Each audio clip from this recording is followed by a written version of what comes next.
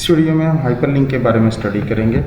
Hyperlink जो है वो किस पर्पज़ के लिए यूज़ होता है और कौन सा एलिमेंट जो है वो हाइपरलिंक स्पेसिफाई करने के लिए यूज़ होता है। तो बेसिकली हाइपरलिंक जो है that is use for the navigation और you move from one web page to another page और you can move from one part to another part of the same page through the hyperlink। तो hyperlink जो है वो आपको jump और move करने के लिए जो है आपको लिंक प्रोवाइड करता है। सो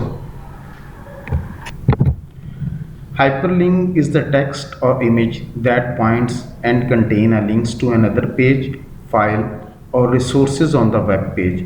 तो hyperlink जो है वो बेसिकली वो टेक्स्ट या इमेज हो सकता है जो कि पॉइंट करता है किसी दूसरे पेज को, फाइल को या वेब के ऊपर any other resources which contain the link और यू कैन जंप और move to that page, file और रिसोर्सेज। इसके अलावा जो है हाइपरलिंक आपको क्या अलाउ करता है? It allow the user to move from one part to another part on the same page, from one web page to another web page, to display an image, to download a file or program, play an audio or video clip, or send an email. So these are the task or function which provide the hyperlink। यानी कि आप इन तमाम जो है task या jobs जो हैं वो हाइपरलिंक के ज़रिए जो है वो परफॉर्म कर सकते हैं। In HTML, the main way to define the hyperlink is with anchor element or a tag। तो HTML के अंदर जो hyperlink डिफाइन करने के लिए हमारे पास जो है एंकर का एलिमेंट या a टैग जो है वो हम यूज़ करते हैं और हाइपरलिंक्स जो है वो क्रिएट करते हैं। A link is simply a unidirectional pointer from the source document that contain the link to some destination। It's mean के source document के अंदर आपका एक pointer है which link to an other document or destination some resources। जब आप उस link के ऊपर क्लिक करते हैं तो it's mean you can move or jump to your destination। For linking purpose, the A element requires one attribute, hrefs or hyperreference। The hyperreference attribute is set to the URL of the target resource, which is basically address of the document to link to such as yahoo.com। So it's mean linking purpose के लिए आप A का tag या element जो है वो use करते हैं और इस एंकर एलिमेंट या ए टैग के साथ आपको एक एट्रीब्यूट रिक्वायर्ड होता है और this attribute is known as a hyper reference. और इस हाइपर रेफरेंस के अंदर आप URL यूनिवर्सल रिसोर्स लोकेटर यानी कि आप एड्रेस जो है वो स्पेसिफाई करते हैं टारगेट रिसोर्स का जहाँ पे आपने जंप करना होता है। तो basically that URL is basically the address of the document. Just like example हमारे पास ये yahoo.com की है जिसके अंदर जो कि एक लिंक है, when you will click you will jump to the yahoo.com website। The text enclosed by A element specify a hotspot to activate the hyperlink। Normally जो A का टैग होता है, इस A का ओपनिंग और क्लोजिंग टैग के अंदर जो आप टेक्स्ट स्पेसिफाई करते हैं दैट इज़ द हॉटस्पॉट। यानी कि इट्स मीन आप उस लिंक के ऊपर या उस टेक्स्ट के ऊपर जब आप क्लिक करते हैं तो वो लिंक जो है वो हाइपरलिंक जो है वो एक्टिवेट हो जाता है और यू जंप और मूव टू दैट डॉक्यूमेंट जिसका लिंक आपने हाइपर रेफरेंस एट्रीब्यूट के अंदर ए एलिमेंट के अंदर स्पेसिफाई किया हुआ है। सो that is basically can be a text और इमेज जो आप डिफाइन करते हैं ए एलिमेंट्स के ओपनिंग और क्लोजिंग टैग के अंदर। एंकर कंटेंट में इंक्लूड टेक्स्ट, इमेज और मिक्सचर ऑफ द टू। तो जैसे अभी मैंने बताया कि ए टैग के अंदर जो टेक्स्ट भी आप स्पेसिफाई कर सकते हैं, इमेज भी स्पेसिफाई कर सकते हैं या दोनों का मिक्सचर भी हो सकता है। इसको हम अभी एग्जांपल देखते हैं। उस प्रैक्टिकल एग्जांपल में हम देखते हैं कि ए टैग को किस तरह यूज़ किया जाता है और उसके अंदर टेक्स्ट वगैरह को किस तरह यूज़ किया जाता है for linking purpose. A general form of A tag जो है वो हमारे सामने है। बेसिकली ये हमारे पास ए टैग है जिसके अंदर आपके पास एक एट्रीब्यूट है एच रेफरेंस या हाइपर रेफरेंस, और उसका जो है यूआरएल आपने इन्वर्टेड कॉमा में डिफाइन किया जहां आप जंप या मूव करना चाहते हैं, दैट इज़ द डेस्टिनेशन, और दैट इज़ द टेक्स्ट जो कि हॉटस्पॉट, यानी कि जब आप इसके ऊपर क्लिक करेंगे दैट विल बी एक्टिवेटेड और आप जंप कर जाएंगे जो यूआरएल आपने यहाँ पे स्पेसिफाई की है। और दैट इज़ क्लोजिंग टैग जो कि एंकर्ड एलिमेंट्स को स्पेसिफाई कर रहा है, that is closed. The text visit site is the link, ये जो आपने विजिट साइट यहाँ पे जो भी आपने टेक्स्ट स्पेसिफाई किया है that will be the link, ये लिंक होगा और ये एक्टिवेट होगा जब माउस आप इसके ऊपर ले जाके क्लिक करेंगे। The URL specified by hyper reference attribute is the destination if the link is activated. तो ये बेसिकली आपका डेस्टिनेशन यूआरएल है और ये एक्टिवेट होगा जब आप इसके ऊपर क्लिक करेंगे। The link generally are indicated by underline text typically in a different color, usually blue or purple, depending on whether the link object has been viewed before।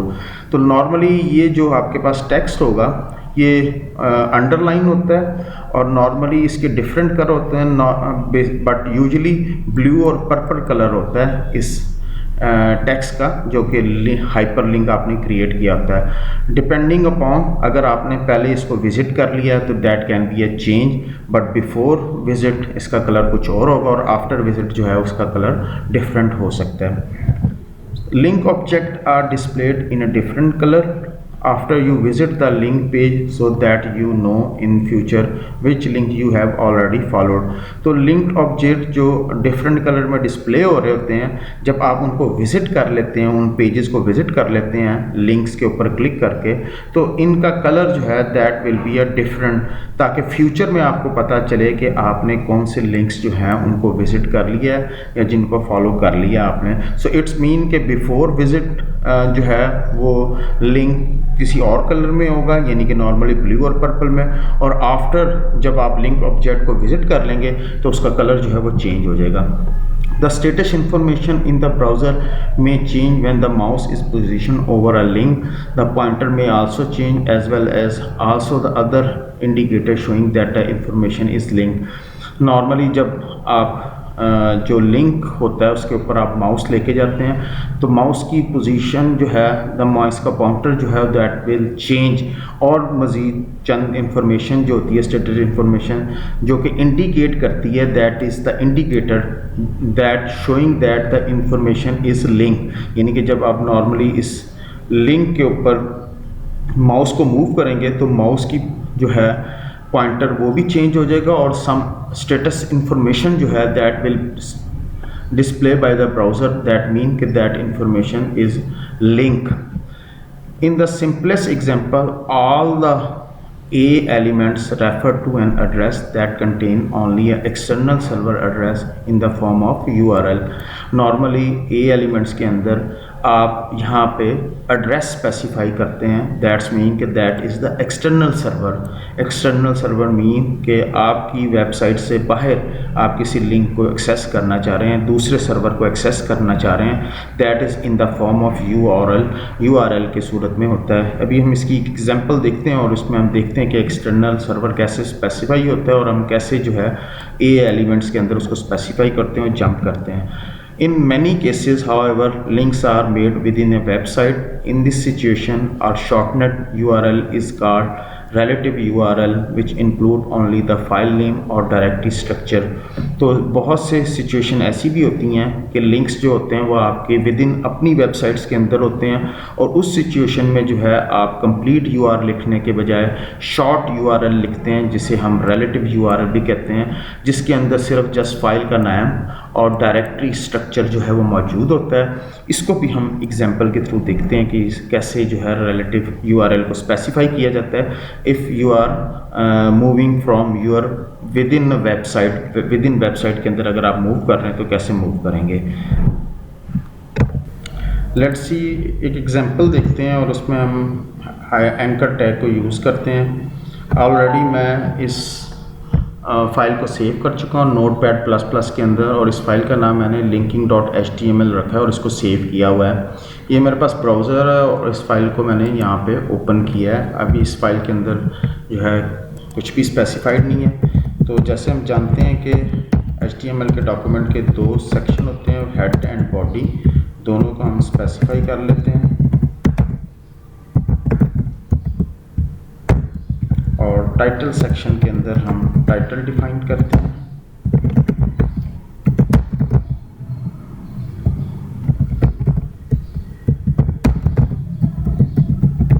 जी, ये हमने टाइटल का टैग क्लोज कर दिया है। इस file को हमने save किया यहाँ पे और रिफ़्रेश किया है ब्राउज़र को। तो ये देखिएगा, पहले जो था टाइटल स्पेसिफाई नहीं था, अब टाइटल जो है जो हमने यहाँ पे स्पेसिफाई किया टाइटल डिस्प्ले हो गया। Now we move in body sections. H1 define करते हैं हम टैग और इसमें अलाइनमेंट एट्रीब्यूट यूज़ करते हैं।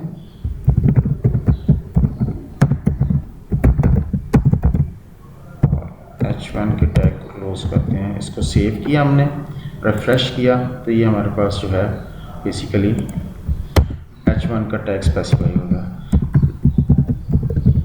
ये हमने एक टेक्स्ट और ए टैग यानी कि एंकर टैग यूज़ करते हैं, उसका एट्रीब्यूट यूज़ करते हैं हाइपर रेफरेंस का।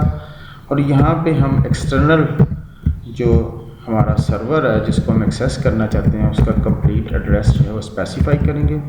ये लिंक है और यहाँ पे हमने टेक्स्ट स्पेसिफाई किया। इस फाइल को हम सेव करते हैं। तो बेसिकली ये जो है हमने लिंक क्रिएट किया। इस लिंक के अंदर जो है हमारे पास जो है text Yahoo that will be underline और एक्टिवेट होगा हॉटस्पॉट के तौर पर, यानी कि जब हम क्लिक करेंगे तो लिंक जो है वो आपको मूव करिएगा इस वेब एड्रेस के ऊपर। तो जैसे ही हम इसको फ्रेश करते हैं तो ये हमारे पास जो है टेक्स्ट जो है वो डिस्प्ले हुआ। विजिट जो है वो ए टैग के अंदर जो है अंदर हमने स्पेसिफाई नहीं किया। With in opening and closing anchor tag के अंदर हमने सिर्फ याहू टेक्स्ट को स्पेसिफाई किया हुआ है। और इसको अगर हम फ्रेश करें तो ये हमारे पास जो है टेक्स्ट जो है वो डिस्प्ले हो रहा है। जैसे आप कर्सर इसके ऊपर लेके जाते हैं तो कर्सर का पॉइंटर जो है वो चेंज हो जाता है और ब्राउज़र की स्टेटस इंफॉर्मेशन जो है वो भी आपको स्टेटस बार के अंदर नज़र आ रही है, वो भी डिस्प्ले हो रही है। तो जैसे ही आप इस पर क्लिक करेंगे you will jump to that address. So that is the external हमारे पास एक जो था सर्वर और उसका लिंक हमने क्रिएट किया। इसी तरह हम इसमें मज़ीद कुछ थोड़े से लिंक ऐड करते हैं। अब मैं जो है यूएल का टैग यूज़ किया और इसके साथ लिस्ट ऑफ आइटम का टैग यूज़ करता हूँ और लिस्ट ऑफ आइटम को जो है वो हम क्लोज कर देते हैं। यहाँ पे यूएल का टैग ओपनिंग क्लोजिंग कर देते हैं जी। इसको हम रिफ्रेश करते हैं दोबारा।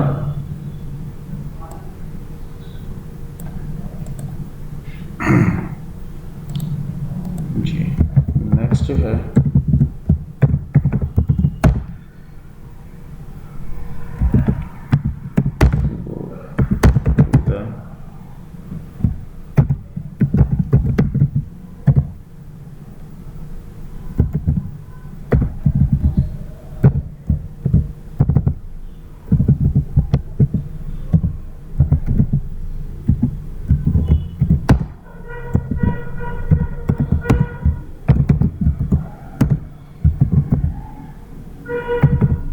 जी, ये हमने एक और लिंक स्पेसिफाई किया।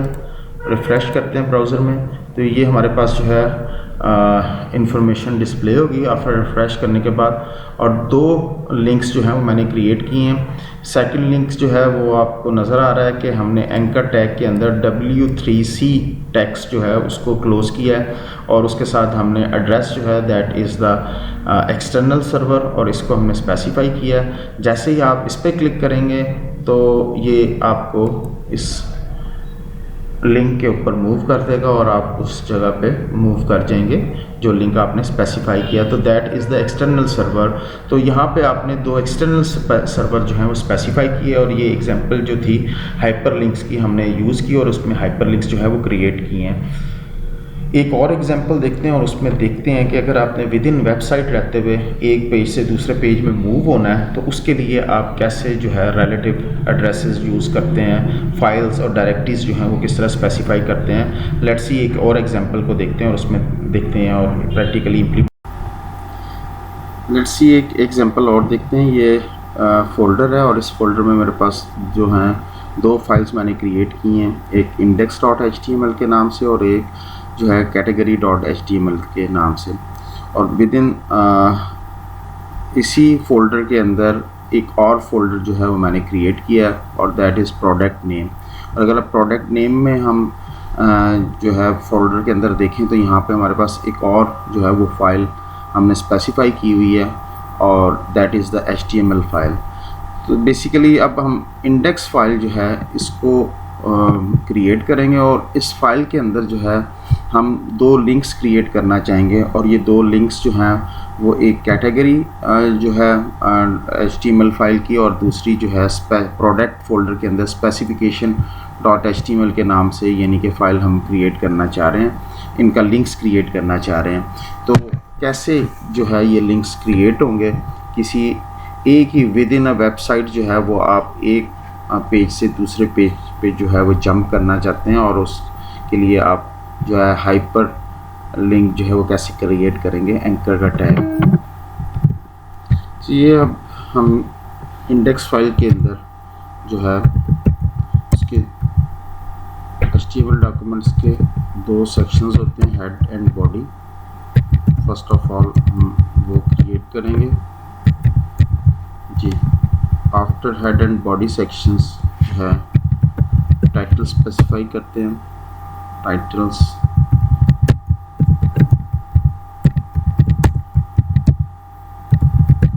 ओपनिंग एंड क्लोजिंग टैग हमने स्पेसिफाई कर दिया।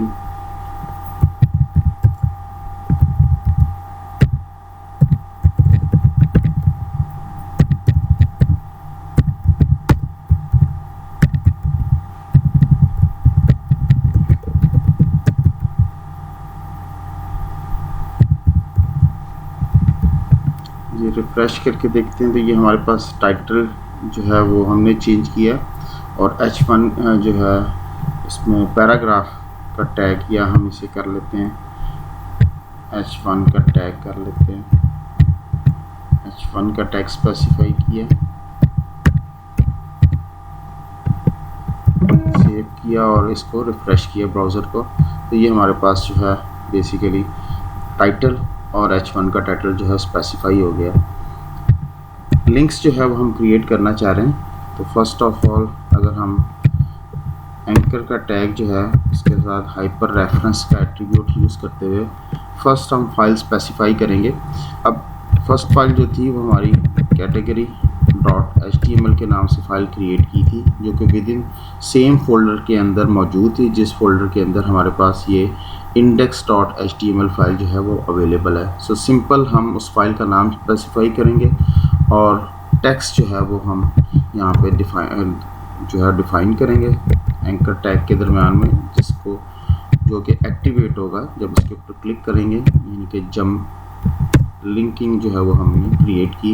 इसी तरह एक और हमारे पास फाइल थी जो कि बेसिकली प्रोडक्ट फोल्डर के अंदर अवेलेबल थी, तो अब हम पाथ स्पेसिफाई करेंगे।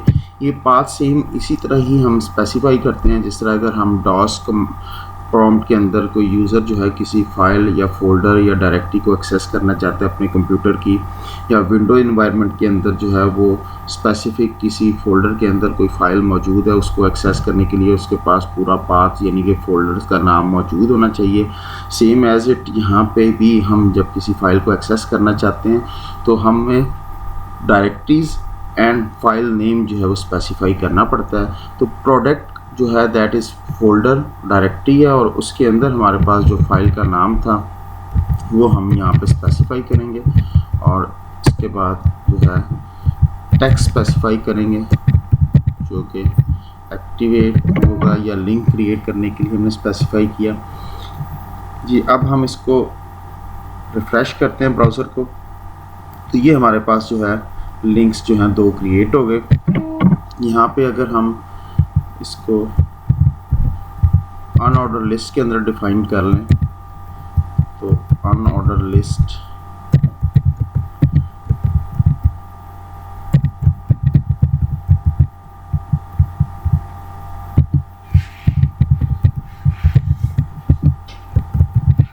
ये, और अनऑर्डर लिस्ट को जो है क्लोजिंग टैग स्पेसिफाई कर दिया, रिफ़्रेश किया, और अब हम इसको दोबारा रिफ़्रेश करते हैं। तो ये हमारे पास 2 लिंक्स हैं। तो जैसे ही आप कैटेगरी पे क्लिक करेंगे तो कैटेगरी वाली फ़ाइल जो है वो ओपन हो जाएगी, दैट इज़ category.html। और इसी तरह प्रोडक्ट फ़ोल्डर जो है, इस पर जब आप प्रोडक्ट के लिंक पे क्लिक करेंगे तो प्रोडक्ट फ़ोल्डर के अंदर जो हमने specification.html की फ़ाइल जो हमने स्पेसिफाई की है वो ओपन हो जाएगी। तो इट्स मीन कि अगर आपने किसी एक पेज से विद इन अ वेबसाइट किसी दूसरे पेज के ऊपर मूव करना है तो आपको उस फाइल का नाम स्पेसिफाई करना पड़ता है, और इवन अगर वो किसी फ़ोल्डर्स में मौजूद है तो उस फोल्डर डायरेक्टरी और देन उसका पाथ पूरा और उसके साथ फिर फाइल का नाम जो है वो हम स्पेसिफाई करते हैं, then we can access that file of HTML। तो ये हमारा आज का टॉपिक था जिसमें हमने लिंक्स जो है एंकर टैग के ज़रिए जो है वो क्रिएट करना सीखे, किस तरह हाइपर लिंक्स जो है वो क्रिएट किए जाते हैं।